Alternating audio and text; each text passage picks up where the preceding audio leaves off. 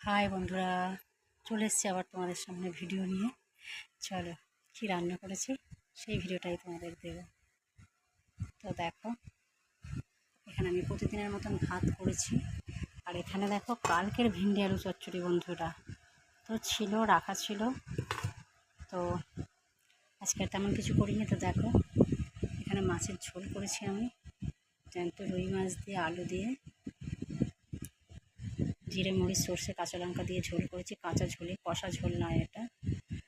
তো মাছের ঝোল এখানে আজকে শুধু আলু দিয়ে করেছি বন্ধুরা। আর এখানে দেখো পাকা আম, দাদা ভাইয়ের প্রিয়। তো আম কেটে রেখেছি এখানে, আর পাতি লেবু আছে কয়েক পিস। আজকে আমের চাটনি করে নি বন্ধুরা, তাই এখানে দই রাখা আছে। দেখো, দই এনেছে দাদা ভাই আসার সময় কাছ থেকে। আর এটা সাদাটা দেখছো, এটা টক দই স্পেশাল আমার জন্য।